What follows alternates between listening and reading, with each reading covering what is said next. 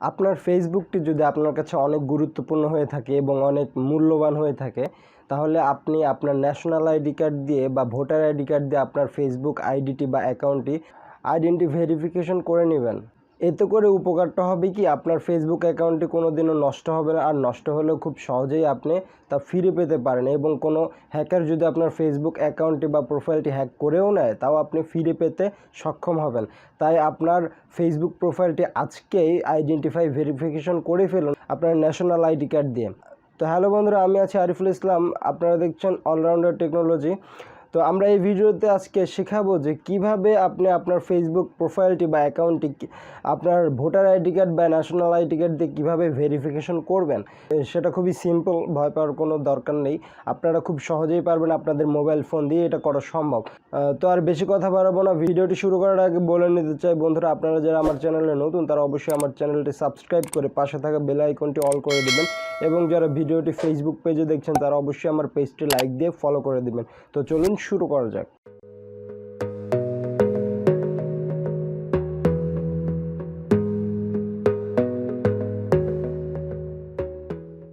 তো বন্ধুরা, আমরা মোবাইল স্ক্রিনে চলে আসলাম। মোবাইল স্ক্রিনে আসার পরে আমরা ফেসবুকে ঢুকে যাব।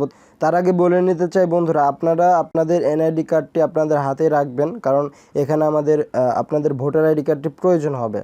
তো আমরা ফেসবুকে ঢুকে গেলাম। ফেসবুকে ঢুকে যাওয়ার পরে আমরা এই যে ডান সাইডে উপরে দেখতেছেন 3 লাইন বা বার্গার আইকন, যেটাই বলেন আপনারা, আমরা এই 3 লাইনে ক্লিক করে দেব।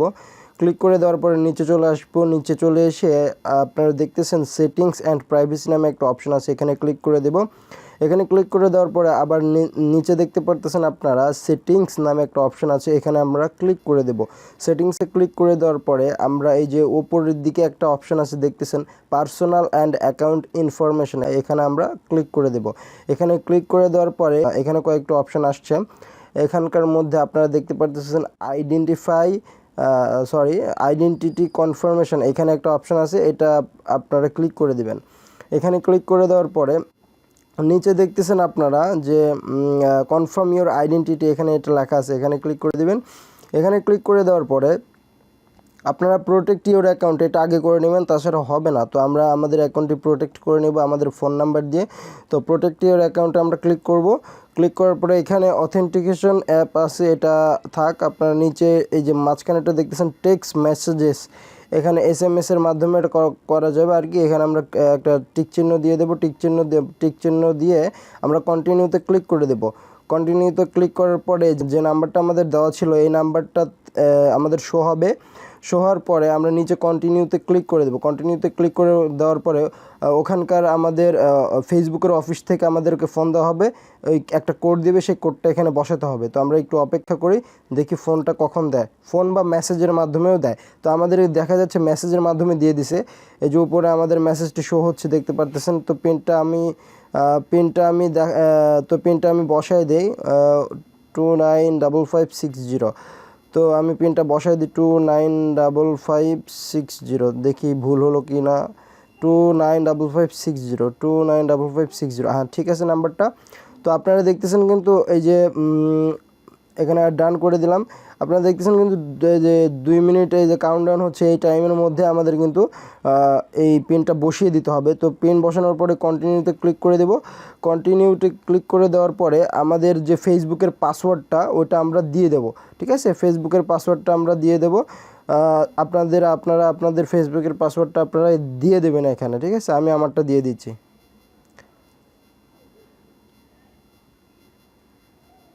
ফেসবুকের পাসওয়ার্ডটা দেওয়া হয়ে গেলে আপনারা কন্টিনিউতে ক্লিক করে দেবেন। কন্টিনিউতে ক্লিক করে দেওয়ার পরে আপনাদের যে প্রোটেক্ট করার অপশানটি ওটা হয়ে গেল, ঠিক আছে। তো তারপরে আমরা ডানে ক্লিক করে বেরিয়ে আসলাম। ডানে ক্লিক করে বেরিয়ে আসার পরে আপনারা দেখতেছেন অটোমেটিক আমাদের একটি অপশন চলে আসছে। আর এখান থেকে যদি আপনারা কনফিউশন হয়ে যায়, আমি ব্যাকে যেয়ে আমি আবার দেখাচ্ছি। এখানে ব্যাকে চলে গেলাম, আমি আবার আইডেন্টিটি কনফার্মেশনে ঢুকলাম। কনফার্মেশনে ঢোকার পরে কনফার্ম ইউর আইডি, এখানে ক্লিক করলাম। তারপরে এই যে মাঝখানের একটা অপশন আছে না, running ads about social issue, এখানে এটাতে আমরা ক্লিক করে দিলাম। ক্লিক করে দেওয়ার পরে চুজ কান্ট্রি, হ্যাঁ, চুজ কান্ট্রিতে আমরা সিলেক্ট করে দেব। সিলেক্ট করে দিয়ে আমাদের কান্ট্রি আমাদের বাংলাদেশ থেকে করছি, বাংলাদেশ সিলেক্ট করে দেব। বাংলাদেশ সিলেক্ট করে দেওয়ার পরে আমাদের কিন্তু 2 ফ্যাক্টর অথেন্টিকেশনটি এটা টিক দেখাচ্ছে। তো এখন আমরা এই যে উপরে একটা অপশন আছে personal ID or notarised document, ঠিক আছে, এটাতে আমরা ক্লিক করে দেবো। ক্লিক করে দেওয়ার পরে এই যে এই অপশনটাই তখন আসছিল, তো আমি আবার প্রথম থেকে দেখালাম যাতে আপনাদের সুবিধা হয়। তো এখানে এসে সিম্পলি আমরা এই যে আপলোড ইওর আইডি এখানে আমরা ক্লিক করে দেব। নিচে দেখতেছেন নেক্সট একটা বাটন চলে আসছে, এখানে আমরা ক্লিক করে দেব।